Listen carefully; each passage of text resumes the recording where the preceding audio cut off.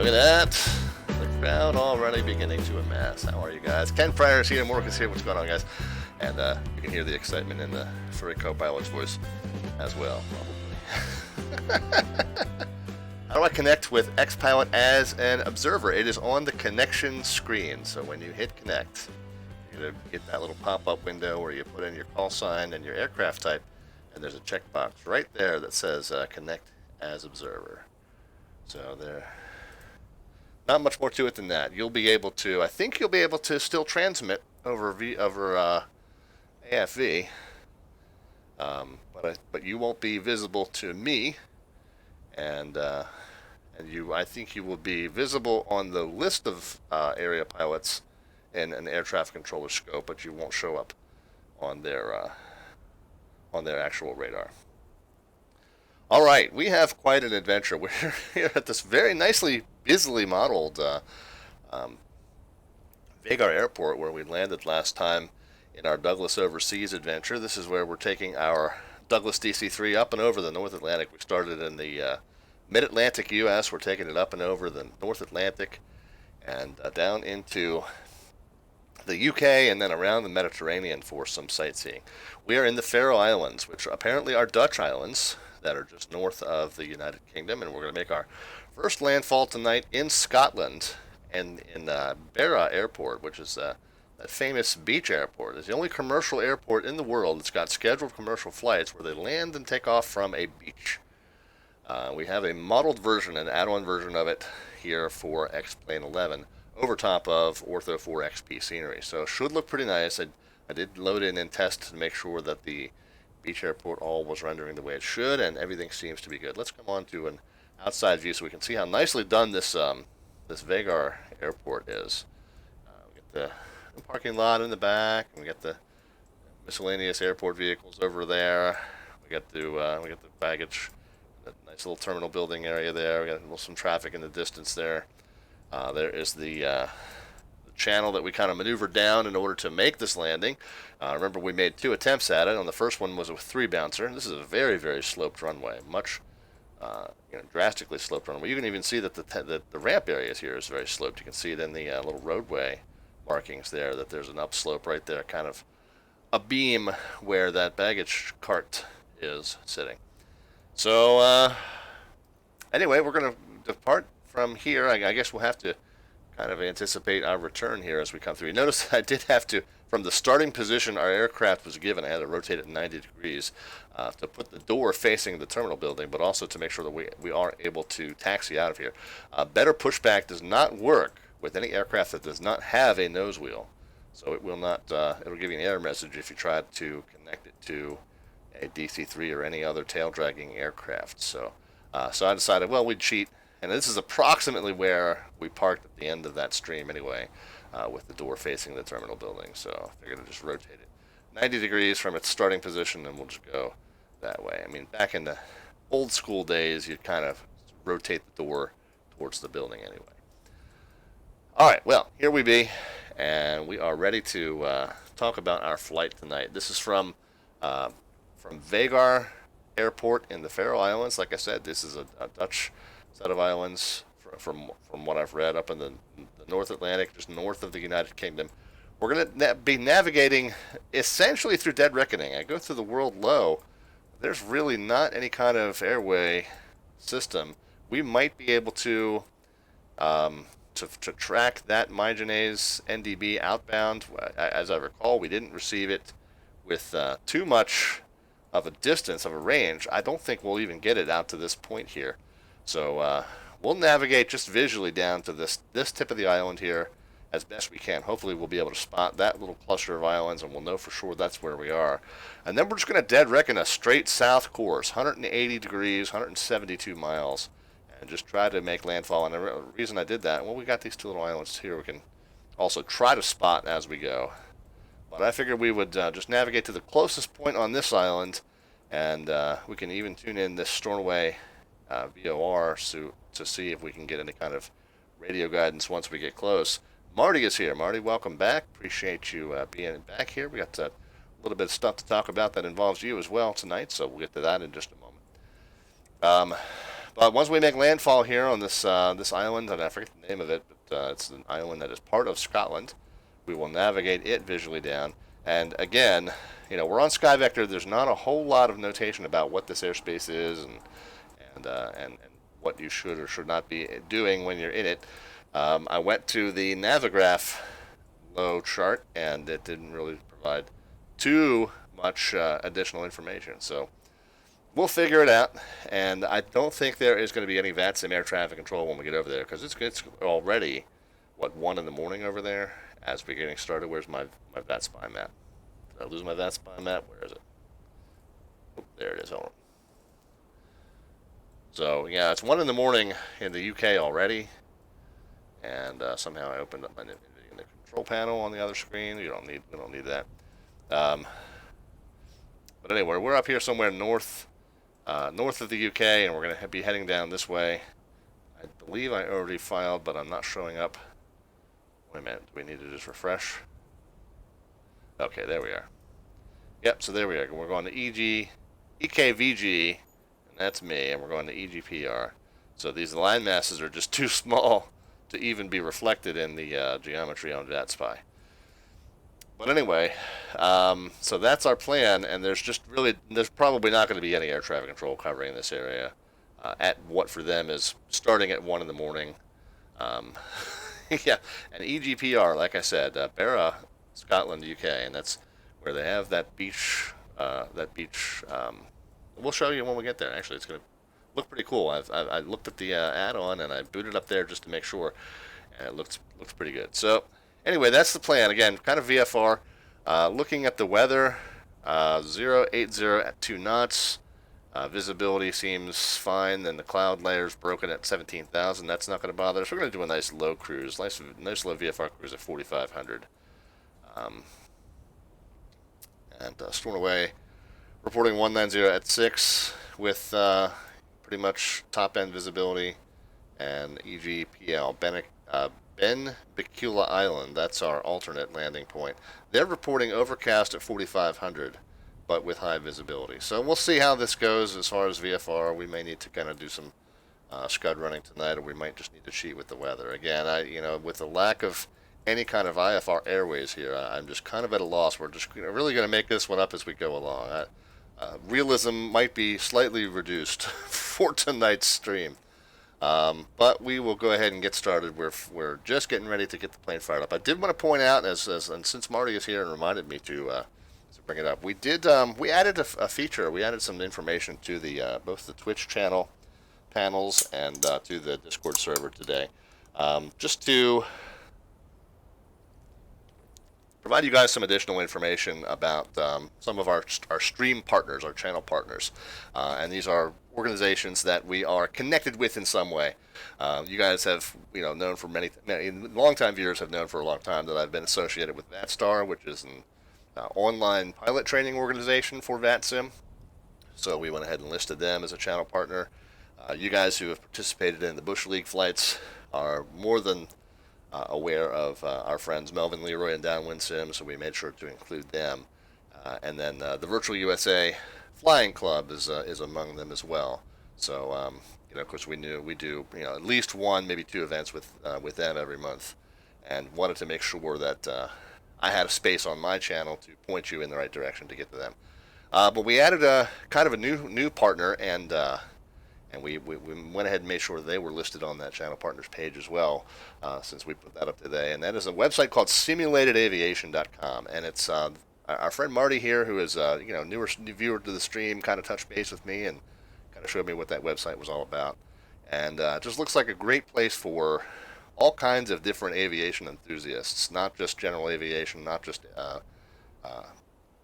military aviation, not just commercial tube-liner aviation, but all those kinds of folks to come together and share resources and keep each other abreast of what's going on in the community.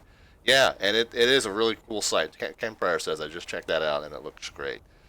Yeah, so it looks like a great resource for simulation enthusiasts of all the different ilks. Tides BR, come fly out of DCA. Come on, man. I'm in the middle of taking this thing over to the Mediterranean. I'm not going to detour back to DCA, which is back where I started. Tides VR, good to have you back on the channel, man.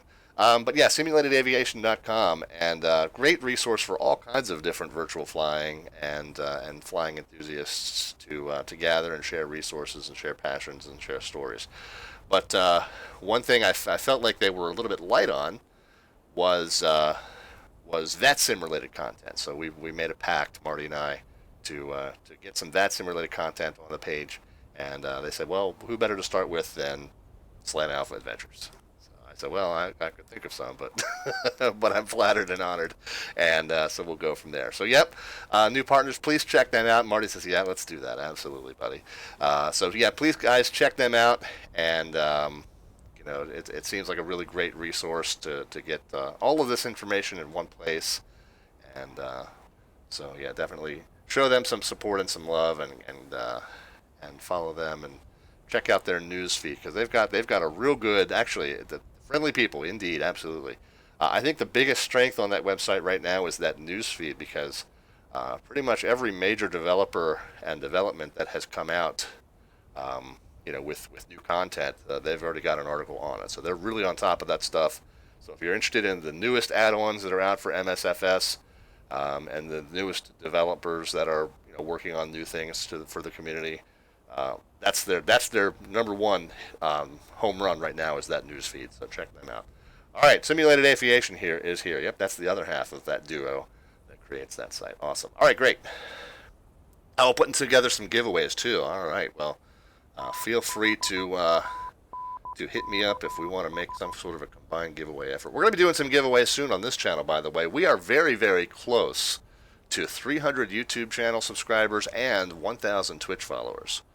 And when we hit those milestones, man, I mean, we got to do something big for the 1,000, right? I mean, it's just a number, really, but still, it's a milestone of sorts. It's certainly very flattering and humbling to me to think that I have that much interest in what I sit here and do in my spare time. So yeah, we're gonna do some big celebration for that, and Marty, maybe we'll hook up and do some sort of combined thing. All right, let's get this plane flying, guys. Where are we? Let's see. We got the doors open already. You guys are piling in and grabbing your seats and getting buckled in. Hopefully, it is going to be a really come on, stop moving around. This is going to be a really interesting flight. We're really kind of making up the navigation as we go along, so we will see how that goes. Thank you, by the way, for the subscription. Yeah, we got some gift subs going out. Simulated Aviation has gotten a subscription and is gifting some subs to Rob Valkyrie. All right, guys, thanks so much for the support. All right, we've got, like I said, we've got the fuel load set, 2,007 pounds loaded in. Let's go ahead and get into the cockpit and start firing this thing up. Like I said, you all are already piling into the aircraft and getting set up. We'll get the master battery on. The no smoking nav and beacon lights can come on. Fuel tanks can go into the mains. Left main on this side and right main on this side. And let's see, what else we gonna do? Lost my place. So let's get the cow flaps open. That's those two rotating sink handle things over there on the right hand side. Pull that all the way down into the open position.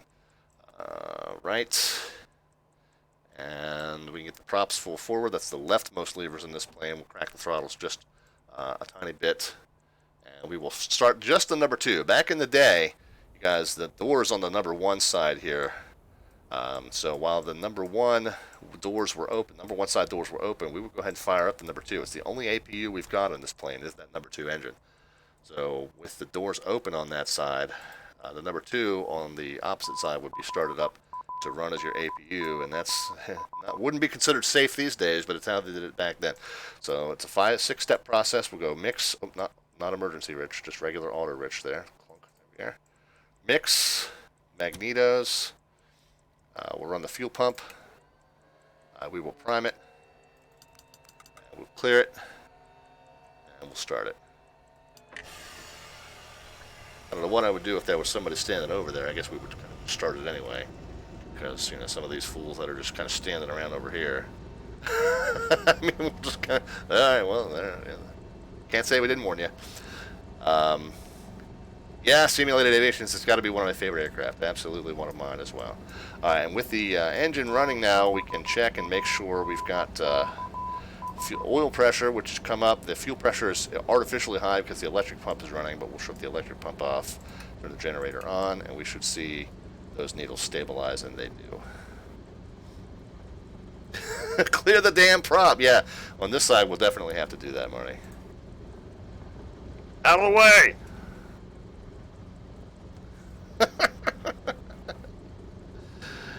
We got James Martin's followed, Flight Sim is followed. You guys are just lighting it up tonight.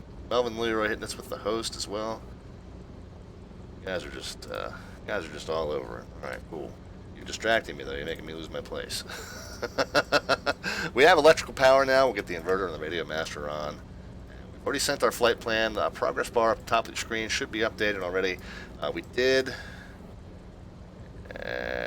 did check the METAR on SkyVector, but we'll just check it through here. Where are we at? EKVG 0802. So very, very light wind. QNH is 1021. That is slightly below standard, but I don't have a dual gauge in this aircraft. So 1021 millibars in inches of mercury.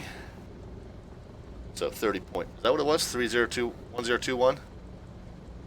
No, 1013 is standard. That's right. Oh, there you go. Now we got the exact formula for it. But anyway, so 1021 is what the QNH was reported. So that's 30.15. So yeah, for some reason I was thinking that was slightly below standard, but it is not. It's well above. Altimeter is down here. 30. Well, it's already kind of reading that. 30.15. Maybe about there. And the charted field elevation here is what?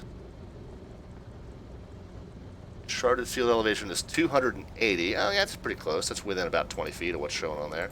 So we'll take it. Look whose smiling face made the top of the community highlights page, says Ken Pryor. Yeah, they stole that goofy picture from somewhere and put it up there. God bless them.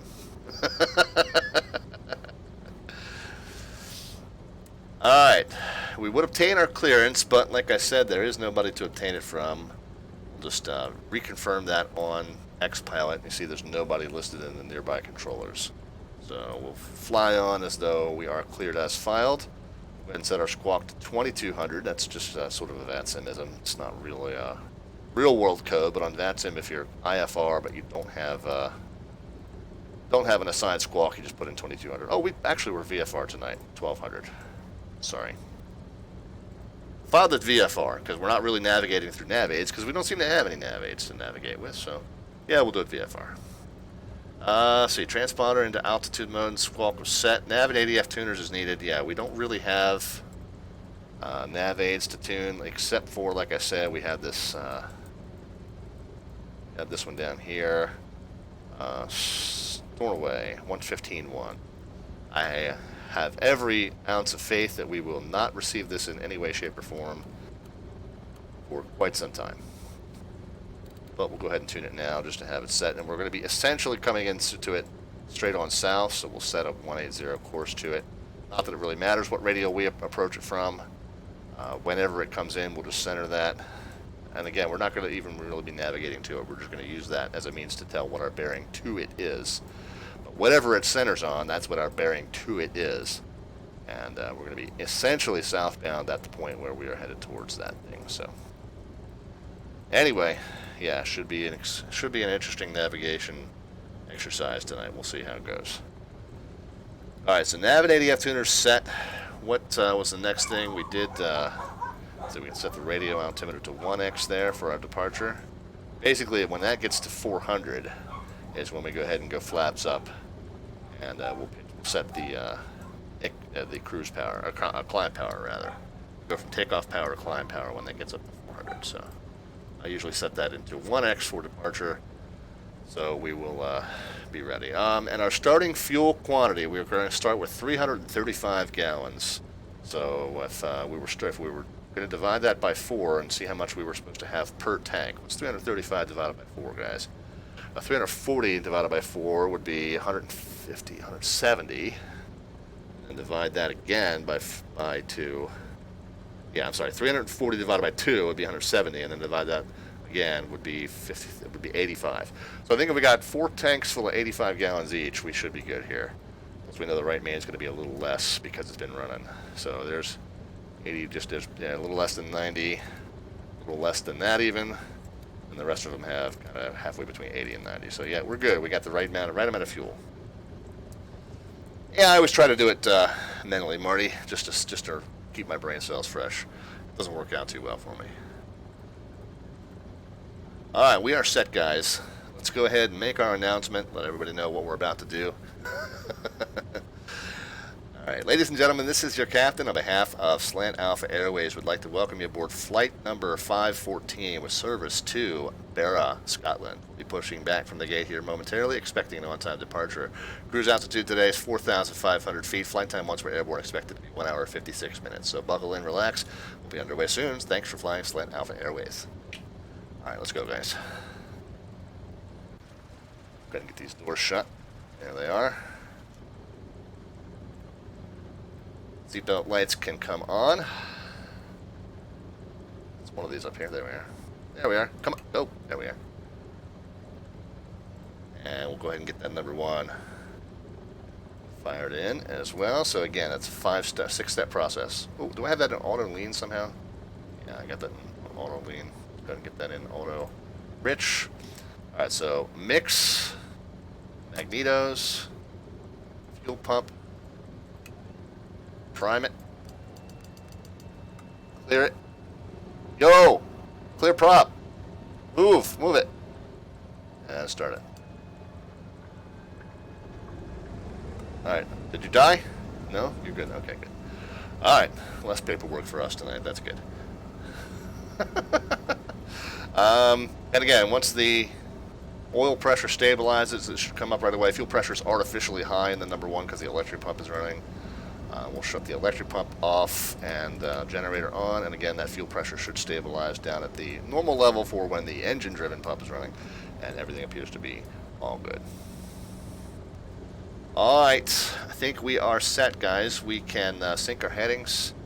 We're facing about a 126, it looks like. Let's go ahead and make sure that, yeah, because these not even close. 126, or yeah, there-ish, and 126 will go in the bottom half here.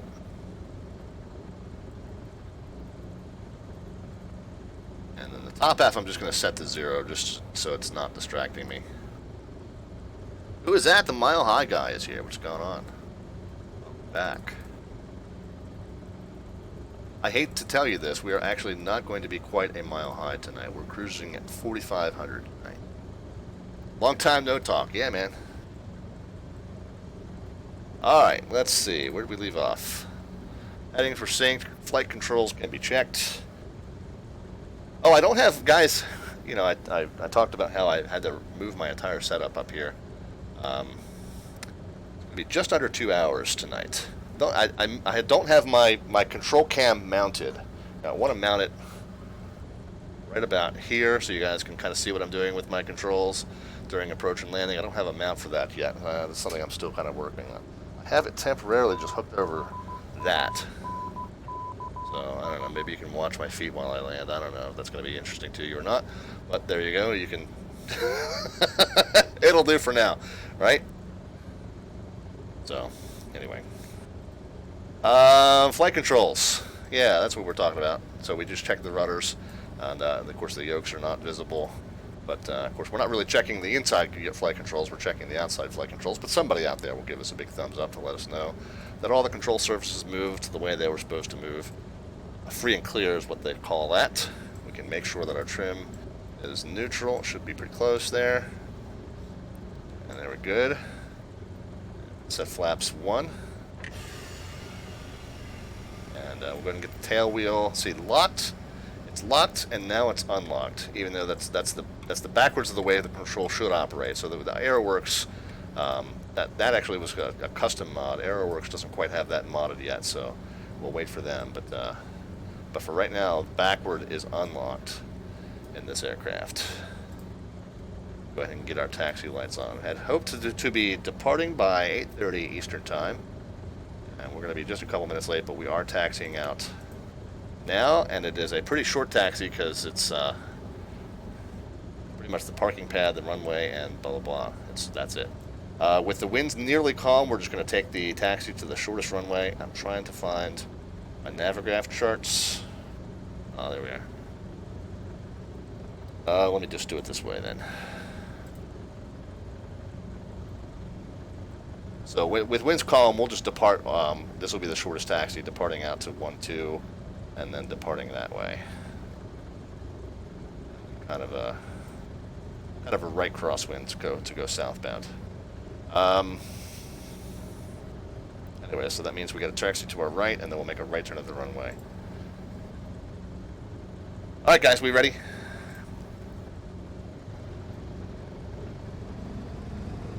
Let's make sure we're on comms on 122.8. Yeah, we're not. And let's check comms here on V-Pilot, or X-Pilot rather. Yeah, okay. Alright, and I went full right rudder, but the rudder's really not going to do anything for me. I'm going to be steering with brakes here as we get rolling. No, parking brake's still on. Duh.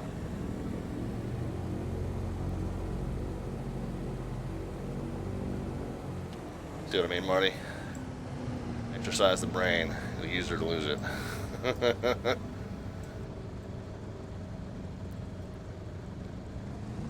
Bigger traffic, Douglas 514 Delta Victor taxiing out to runway 12 for VFR, southbound departure, Vagar.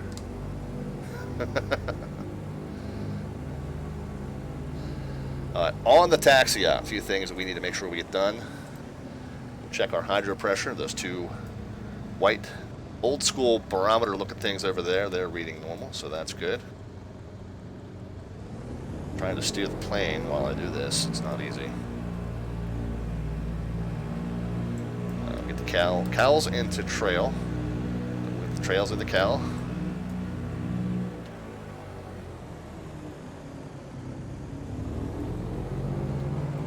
Yeah, I'm not sure that the airport is actually as hilly as what's being rendered here, but we'll deal with it.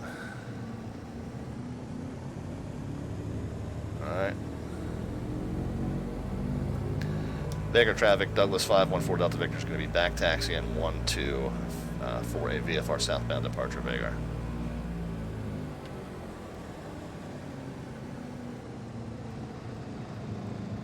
Yeah, this was this extremely hilly runway that we came across. Landed here and did that 3-bouncer that I wound up putting in the channel trailer. Think we ought to go around, guys? Yeah, let's go around. How about that? Something tells me it's the right call. This is going to be a rather interesting departure, too. And again, I have no idea whether the thing is really this sloped, but it is what it is. It's the challenge that we're handed to give. To be given today, so we will deal. I'm going to creep down this hill because I don't want to pick up too much momentum here and then not be able to stop at the end.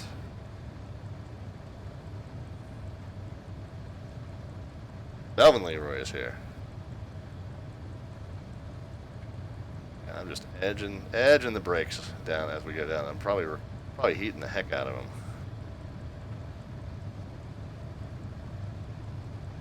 The only person in the world to get overheated brakes on a full idle taxi.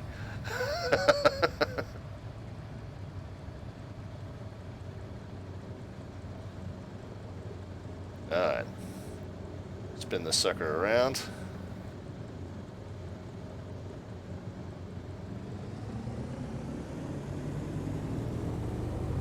Starting to drift backwards too. Let's hold the brakes. We actually should have probably put the anti-collision and landing lights on as we enter the runway. He can come on too. And fuel pumps for departure. Alright, flight attendants, prepare cabin for departure. We're going to do a quick run up here. We'll run the manifold pressure to 30. Do a prop governor check. 1, 2, and 3. EGPR in the new sim does not exist. Well, left magneto down 1 set. Yeah, you hear him wobble a little bit out of sync. That's okay. Left down another set. Right, and back. Yeah, you hear the engines come back into sync there. Down 1 set on the right. Yeah, you can hear the wobbling because the two engines are slightly off pitch from each other. And then back up. You hear them resync. As long as you don't lose any more than about 100 to 150 RPMs in any one engine when you do that, then you're fine. Alright, flaps are set. Trim is set. Let's go. Vagar traffic, Douglas 514 Delta Victor departing runway 12. It's going to be a right crosswind VFR southbound departure, Vagar.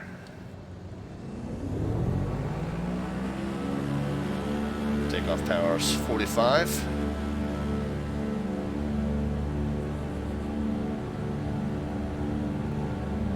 Takeoff power is set.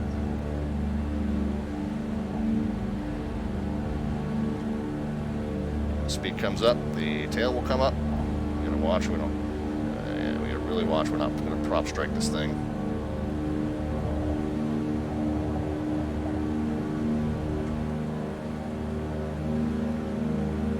We may actually be airborne at this point. Yeah, I think we are. All right, good deal. We made it off the ground, guys. We'll live to tell the tale. Gear coming up.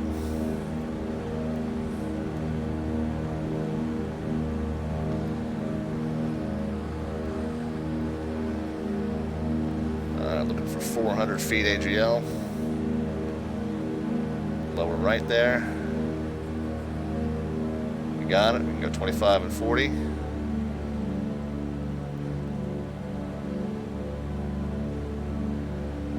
And flaps up. There's a little bit of a channel here. Yeah, we kind of want to turn southbound. Well, let's see. What are we doing first? 161 is what we're maintaining. All right. Well, I'll tell you what.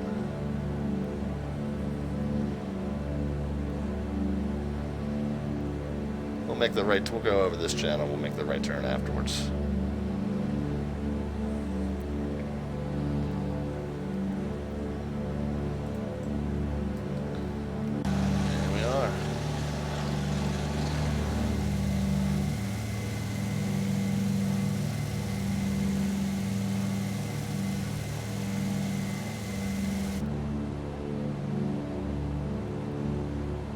Alright, post-departure, go ahead and get the fuel pumps off. And what else? I think we did the 25 and 40 and flaps up already, so I think we're good here, guys. Yep. And we were airborne at 8:35-ish. So only about 5 minutes after intended. Not too bad at all. Gonna bump the throttles up just a little bit. As you climb, manifold pressure is going to eke down because the air is going to get slightly less dense. So as you climb and you want to maintain that 40 on the manifold pressure, you just slide the throttles forward a little bit as you go. 2,000 feet there. And yeah, I think at this point, yeah, let's go ahead and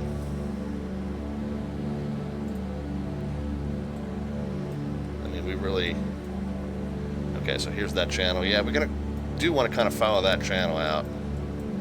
Stay to the right of those land masses up ahead. Just edge down to the right of them. So that's what we'll do. We'll kind of stay on the west coast of the islands. Again, just visually navigating tonight. We expect to be... this first leg here, I just plotted a point to the bottom end of the island chain, the Faroe Island chain, and that's 46 miles there. So about 15 minutes. So about 8:50, we would expect to be crossing the bottom tip of the Faroe Islands, and then we'll kind of be dead reckoning from there. Another one of those nights where we're just going to point in the right direction and see how it goes.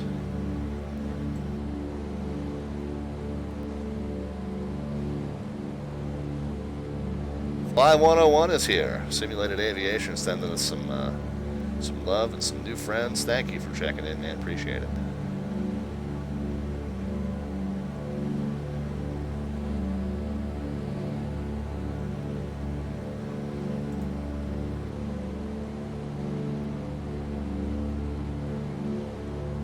Just hand flying this Douglas. It's a pretty tame aircraft.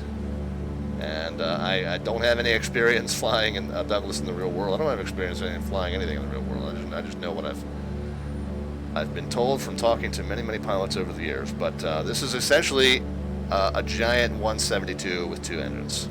I mean, this huge wingspan makes for very stable performance, very laterally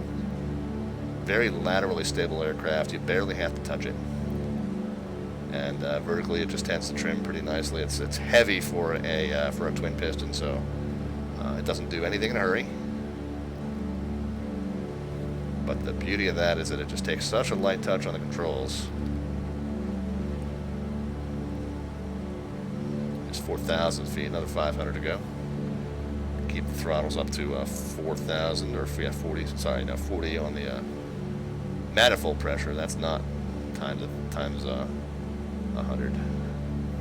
RPMs are times 140 is just in terms of inches of mercury over there.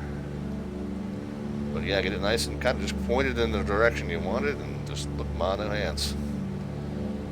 The sounds are amazing. Yep, absolutely. Yeah, so this was it's the AeroWorks DC3. It's actually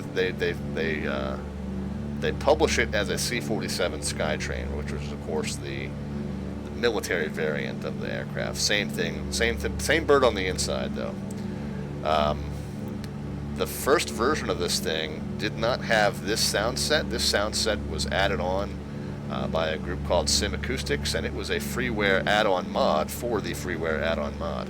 Well, AeroWorks got permission from Sim Acoustics just to distribute it as part of the base package, and there you go. So we've had this sound set for a long time with this plane, but the latest revisions of the aircraft actually come with it. So one less thing you need to do to get this glorious sound. Marty, that's what I've said in streams past. I'll repeat it for your benefit though. This is what history sounds like, guys.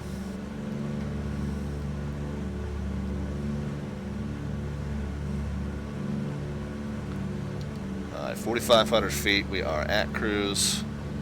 Let me go ahead and get her stabilized. I am going to pop the autopilot on, much as it pains me. This is kind of a long flight, and we're really going to be kind of just pointing it down the horizon here, so we'll go ahead and get the autopilot top half of that Sperry lined up so that it'll just keep the heading that we're already maintaining. Looks like we got it fairly well trimmed out at 4,500.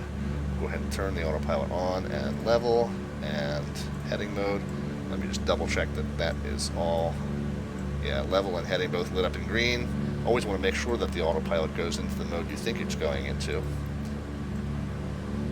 And we can go ahead and turn the seatbelt lights off. We'll make our announcement to the cabin in just a couple minutes. And we can go ahead and set our cruise power of 23 and 34.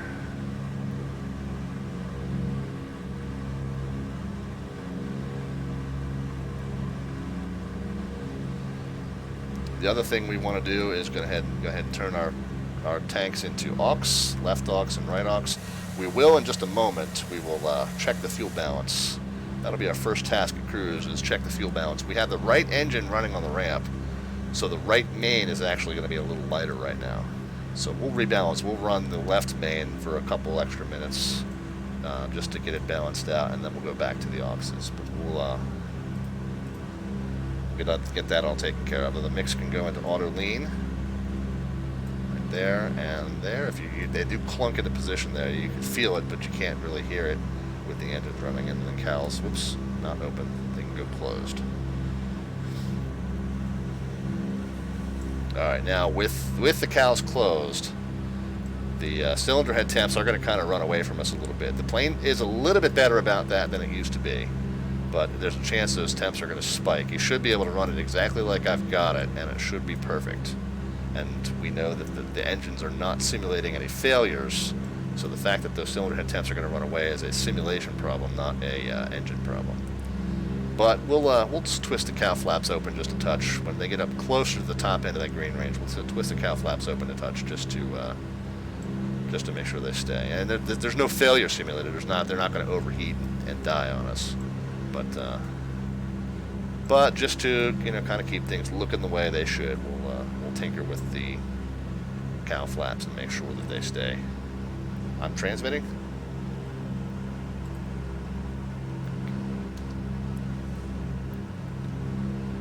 So that's happened to me. That happened to me in our last Virtual USA Flying Club event too. It's got to be something with this latest version of XPilot that seems to cause that.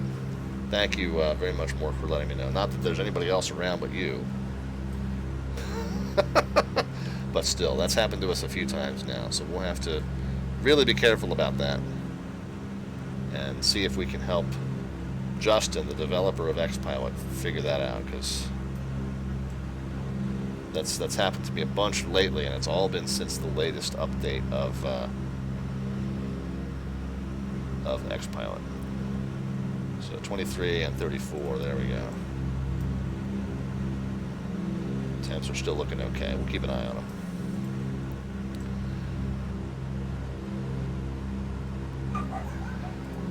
Furry co-pilots are all excited.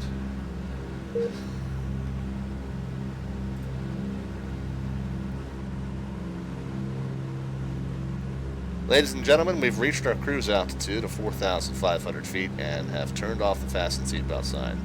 Your cabin crew will be coming around shortly with a fine selection of Red Bull products and stale popcorn. So please relax and enjoy the flight.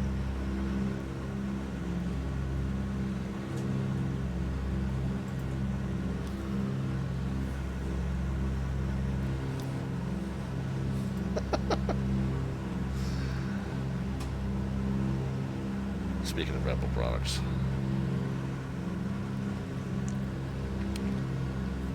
Alright, let's check on that fuel balance, guys. Like I said, we started with 85 gallons in all 4 tanks.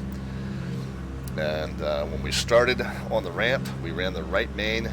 We ran the right engine off of the right main for a few minutes while we were continuing to board. As I explained, back in the 30s, you didn't have an APU on your aircraft. That was the acceptable way to handle that situation. You'd run the number 2 while the boarding was going on the number 1 side, and that was considered safe. Infinite Flight is here. What's going on? Welcome back to the stream. Haven't seen you in a little bit.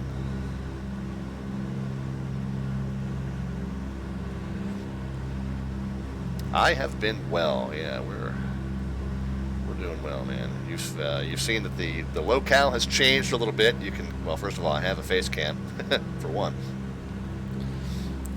Number 2, you can see that the background's changed a little bit. We're in a different room. We had to move our flight setup since the last time you were here. But things are good. Things are good. We're in the Douglas DC-3. AeroWorks version for XP11. Nice custom livery on the outside by our friend of the stream, Northwest Orient. Got disconnected from the voice server again. Yeah, a couple of little blips there, but it keeps coming right back in, so I guess I won't worry about it too much. DC Boy in Virginia is continuing that gift sub they got from more. Thank you, DC. Pleasure to see you here, my friend.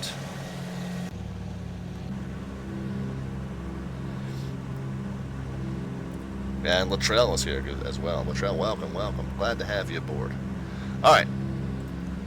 I've started to say this like 4 times now. Let's look at this fuel balance. And we do know, by the way, that there is a little bit of a glitch in the sounds. When we scooch forward, the sound switches from the internal to the external sound view. That's something that the AeroWorks team have fixed for their next release. I think it's going to be another week or 2 before we have our hands on that, though. We're running off the left aux and right aux right now, and they are perfectly balanced, just under 80 gallons per tank. On the mains, we got just under 87. We just got under 70 on the left main. Right main's going to be a little lower. Right main's closer to 65. So I'll tell you what, let's run both engines on the left main just for a second, just until they get down to matching the right main. So left main, it will run the left main, oops, left main. Oops. It'd be nice if I knew what button did what view. And left main on that one as well. Now, I gotta remember that. I gotta remember that I'm doing that, because in 5 minutes... Anyone here know any JavaScript? Well, you're asking the wrong person here, but maybe somebody in the chat can help you out.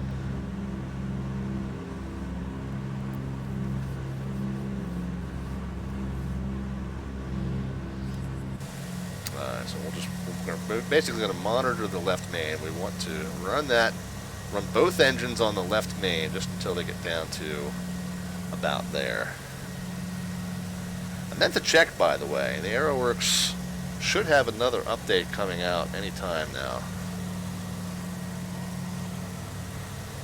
This is how we find it. AeroWorks Douglas C47. And that's first search return right there. It's a freeware product for XP11. Let's go to the last page. Actually, let's go back to that first page, because if it updated, that's where it would be. Yeah, 3.2.0 is the version that I'm running. Yeah, 3.2.0 released on August 16th. So it should be probably any day. They've been doing new releases about once a month of late. So we want to run the left main just a little bit more, it looks like. Pilot Ace is here. What's going on? Rip Van Winkle is here on VATSIM.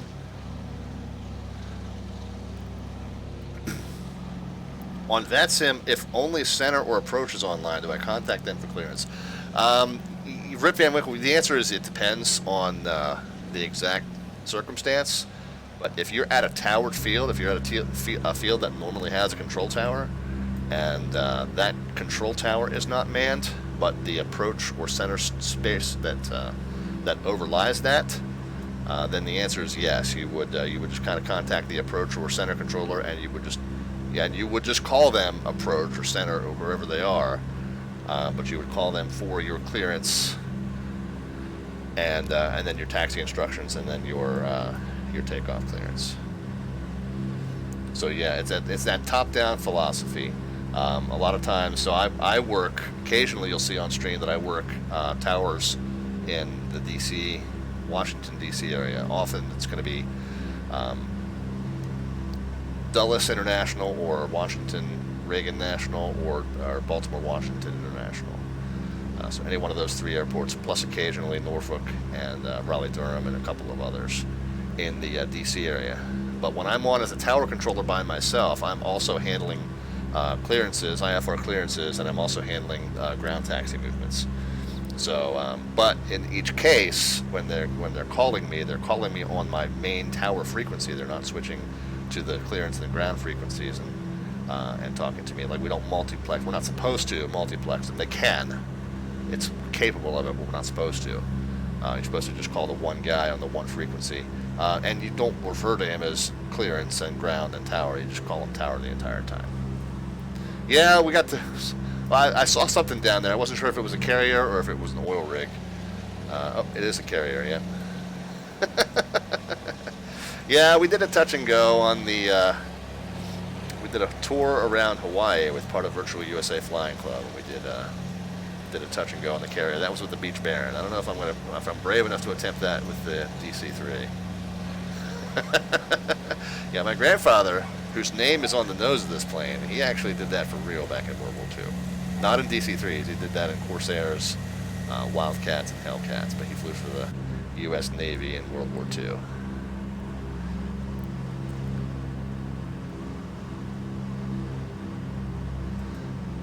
Infinite Flight wants to play a game to give away a sub. There you go.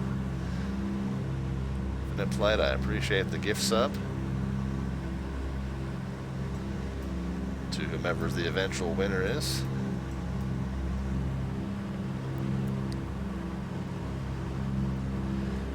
We got 2 guesses in. Anybody else? I'm Excite and Pilot Ace in. I'm Excite. Welcome back to the channel. I think, guys, I think. Now, we had said about 8:50 we were going to be crossing the bottom end of the Faroe Islands. it's 8:55 now, so we did quite, of course we were still climbing, so we weren't tracking this quite as quickly.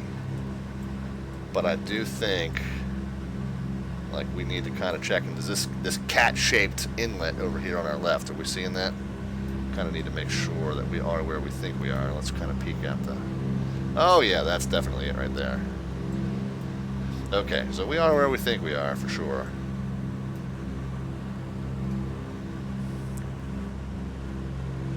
So from this point, so there's this little tiny island. I thought there was. Now I don't see it. Maybe it was in the world low. Yeah, it was in the world low. All right. Well, let's go in the world VFR. Move that point right there. So 180 and 175 miles. So as we pass over that southern tip there, let's just make sure we're tracking a 180. So first of all, let's sync our headings up. That's a 12, that's a 13, that's a 136 I'm currently flying. And that is in agreement. And the bottom half of this is 1 degree off. But there it is now, 136. So let's make a right turn and turn it to 180. And we are going to go for 172 miles. Now, you guys at the top of the screen, you got that progress bar. That'll tell you whether I'm going kind of where in the direction I think I'm going. At least it'll tell you whether I'm headed to or whether... It's the warmer, colder game. However, I would ask that you guys not put any information into the chat about whether I'm getting warmer or colder. Alright, I want to fly based on just the instruments I have in the cockpit. I don't want any outside information telling me whether I am or am not succeeding in those efforts. So I'm going to try not to look at that progress bar, which is not on my main screen. You guys see that, I do not. But I'm also going to try not to look at VATSIM. I'm going to look at XPilot to see if any controllers pop into the area, but I don't want to look at VATSIM because I don't want to see the little icon representing me, telling me whether I am succeeding in my navigation plan. That's what this channel is about, guys. Navigating only by what you would have had in the 1930s, or not even really the 1930s. A little more modern than that. VORs did not exist in the 1930s, but we had those 4-course radio rangers. We messed around with a mod that demonstrated that on an earlier stream. We need to do one of those again. That was fun. But right now we're going by just in. So this cockpit is slightly updated from the original 1939 vintage. We have this, Dynex or Dynon autopilot, which not really realistic for the type, but it gives you at least the ability to fly on VATSIM a little bit more easily. So the autopilot is not explicitly vintage, and we do have VOR receivers here, which we might not have had in the original 1939 version, but we do now. We have these VOR gauges, which would go with that. So slightly updated from the original avionics that would have come in the aircraft, but here we are. All right, so 8:55 is what I said was the time when we passed over that tip. We were going 175 miles. What's that divided by 3, guys? Let me do that math in my head. That's 7 quarters. 7 times 25. Well, that doesn't really help me in divided by 3. 180 divided by 3 would be 60. So it's going to be about just about an hour. Hubert Fam is back on stream. Is the plane worth it or not, says Infinite Flight. Well, it depends on what you mean by worth it. I mean, I didn't pay a dime for it. It's absolutely free. So in that respect, it's worth it no matter what, right? If you don't like it, you can definitely get your money back. Yeah, this AeroWorks C-47, absolutely 100% free. So, yeah, so you got nothing to lose for sure. But absolutely no, it's a joy. It's an absolute joy. Oh, you know what? You know what I forgot? I did exactly what I said I was going to do. Alright, so now we got 60 gallons in the right. Okay, well let's run them both off of the right main then. I did exactly what I said I was going to do, which is I was going to set them both on left main and forget it. Okay. So now the left main has burnt down to 60, just under 60 gallons. The right main's about 65 gallons. So now we're going to let the right main run both engines until that gets balanced. You ever go and you try to cut your own hair, or you try to cut the hair of someone in your family, and it's like you cut the two sides and they're not quite balanced. The left side's a little higher than the right, so then you got to cut the right side up. Well, now the right side's a little higher than the left, so now you got to cut the left side up, and you kind of keep going back and forth until you eventually get it even. This is what we're going to do with our main tanks. No refund, says Rob. Yeah, but no, Infinite Flight. This is a wonderful, wonderful aircraft. Stop having your wife cut your hair. Actually, my wife does a much better job of cutting my hair than anybody that I've ever paid to do it. And she says that the reason for that is because she's the one that has to be seen in public with me. So.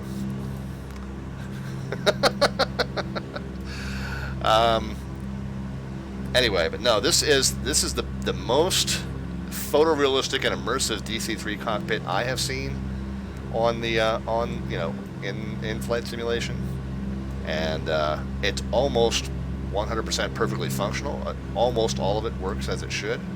The autopilot is a little bit of a hack, but it's pretty close, and it's very, very usable on VATSIM. There's one, I think the auxiliary pumps or something don't work. Those switches are kind of dummy. There is not a GPU modeled with it, so that's why we run the number 2. But all this electrical stuff works. I think this rotary selector over here does not work. There's very little on this aircraft that does not actually work. So for it being a completely free product, it's pretty darn good, man. Pretty darn good. I think the tail wheel. Oh, you know what I did not do? I did not lock the tail wheel for departure. So that's in the lock position. So that'll make our arrival roll out a little smoother. And that's a new feature. They didn't have a functional tail wheel lock. That was one of the newer things that they've added. So I'm not used to having to do that. That's something that you would do in order to help the plane track straight down the runway.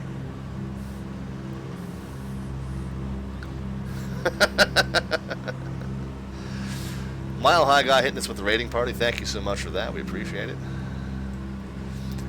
But yeah, so I'm used to just taking off and having to do the rudder control to keep the plane straight. But the tail wheel lock does actually now work on this aircraft with a little bit of modification. One of our friends, Josh from the Virtual USA Flying Club, helped us with that. But the tail wheel lock does work even though the lever's reversed. The lever should be locked in the back, unlocked forward, but it's the reverse. So now it is in the lock position. But yeah, so we'll have to remember to do that. All right, now let's again before we cut the right side of the hair too high, let's just make sure that we run them both off the right mains until it's just below that 60 mark there. So we get another couple minutes. I'm going to stay in this view just to hope that I don't forget that. And the other thing we can do, the cylinder head temps are a little bit high. We're going to open up the cowl flaps just a touch here. Not too much. Again, that's a simulation glitch. That is not an actual, that's not how the cylinder head temps should behave on these power settings. But just to keep it looking good, we'll play along.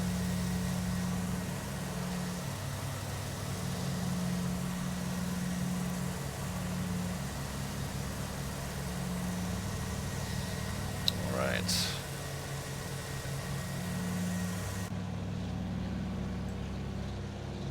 You sign to land? No, we didn't. We don't expect to see signs of land for about another 50 minutes or so.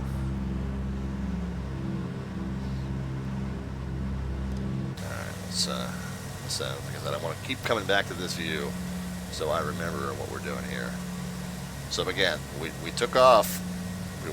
We were sitting on the ramp. We're running just the number 2 engine while the boarding and all the pre-flight stuff was happening. So that's why the right main got lighter than the left main. Looks like we need to run it just one or two more minutes, and then we'll switch them back over to the auxes, which are fairly well balanced there. Right main has just maybe like 1 gallon more.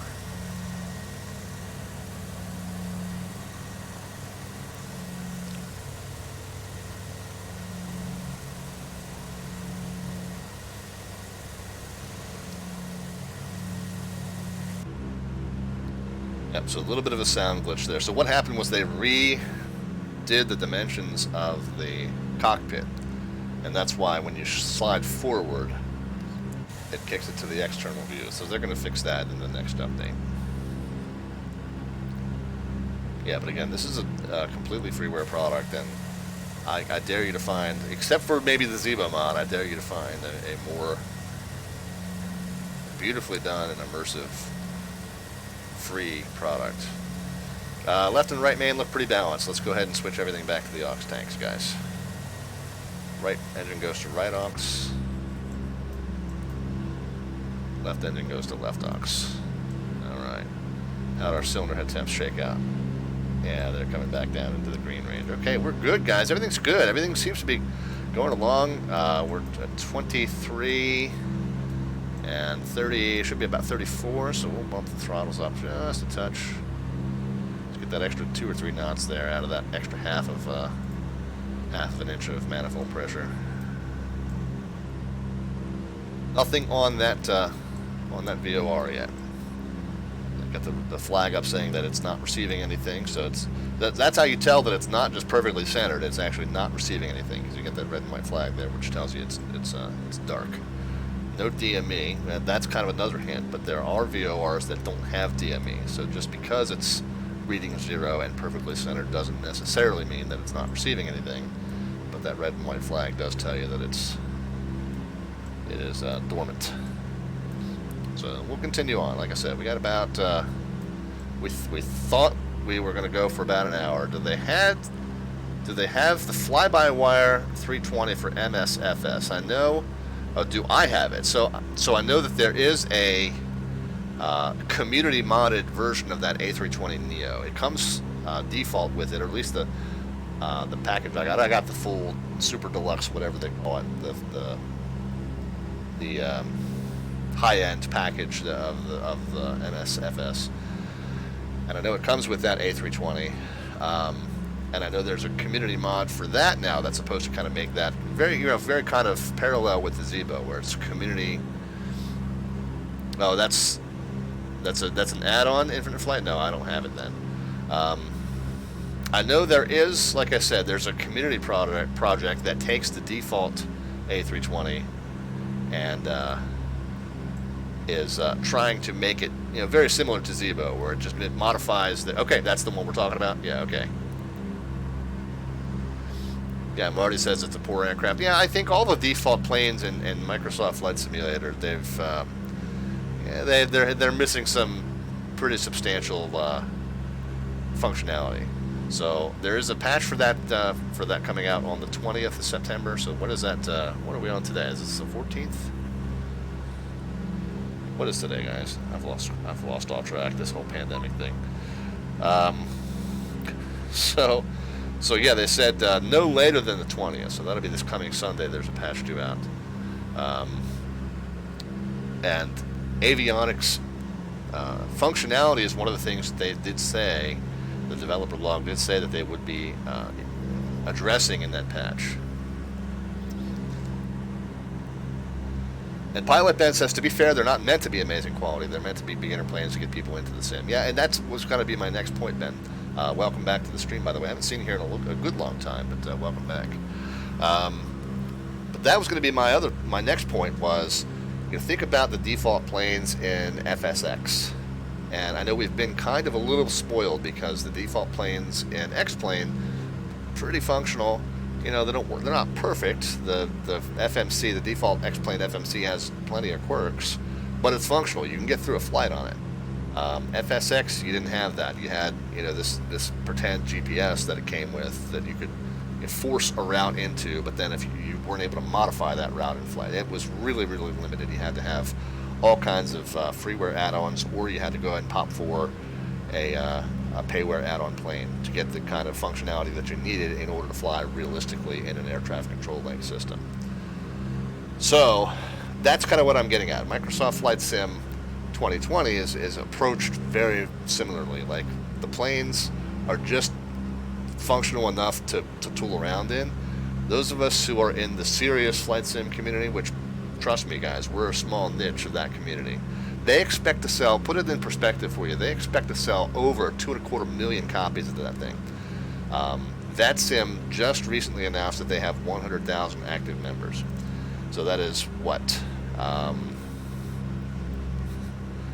one that is like 5%. 5% of Microsoft Flight Sim customers are on VATSIM, approximately, and that's and half the people on VATSIM are not Microsoft Flight Sim users. So what? So 2.5% of Microsoft Flight Simmers are on VATSIM. So serious flight simmers are a very small niche of their market. So not really completely necessary for them to make every plane work perfectly as far as all those complex avionics go. And I think their mentality was the payware add-on companies are going to take care of that. I mean, I hate to say it, but that's the reality of that. That's the reality of the economics there, guys. Yeah, Infinite Flight said I didn't expect the defaults to be that great. I'm expecting to need add-ons. Yeah, exactly. So I think that's where we are. And like I said, I think X-Plane's default planes are a little better on average than MSFS's default planes on average. But also, X-Plane 11 has been out for, what, 3 years? So, you know, give it time. Give it time. I'm not in either camp.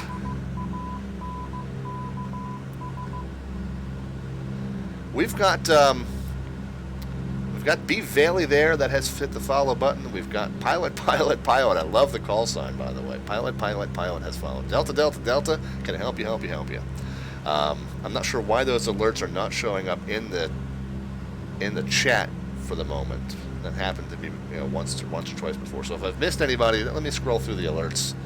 Make sure I didn't miss anybody.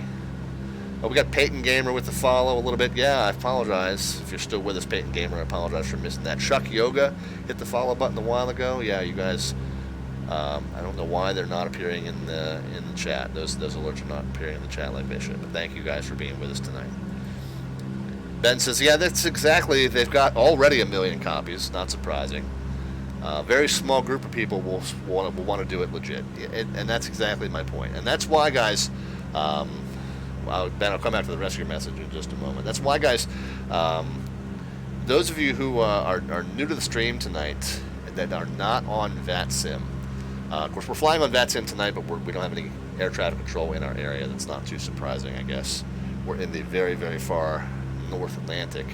And in addition, a lot of this Douglas Overseas series, it's kind of a series within a series. We don't fly the Douglas DC-3 every night, but about once or twice a month, we take this particular little mini adventure again, a few legs forward. But this particular mini adventure has us flying our Douglas DC-3 overseas, literally across the North Atlantic, down into the UK, and then we'll go around the Mediterranean. But the times that I fly after 8 p.m. Eastern time, it's going to be 1, 2, 3, up until about 4 in the morning over there in the UK and the Mediterranean. So we're probably not going to see a whole lot of VATSIM air traffic control on these particular adventures. If you hit us up on Friday nights, you'll definitely see some good interaction with VATSIM air traffic controllers and other traffic, and haphazardly, you will even see me working as a tower controller on VATSIM. So what I was getting at was those of us who are here that are into doing this kind of seriously and accurately and realistically. If you're not already in VATSIM, I definitely recommend you check it out. Like I said, they just crested 100,000 active members, active meaning that have been on the network and logged a flight or some controlling time within the last 6 months. And it is a great community. It's a lot of fun. Yeah, we're going to be flying into St. Louis on Friday. They're hosting an event there called 100 Years of Flyness. They are celebrating an anniversary of St. Louis Lambert. And we're going to be taking our FlyJSim 727. So we will be doing some airliner flying on the stream on Friday, which is not our normal mode of operation here, but it is a vintage airliner, meaning that it's going to be radio navigation only.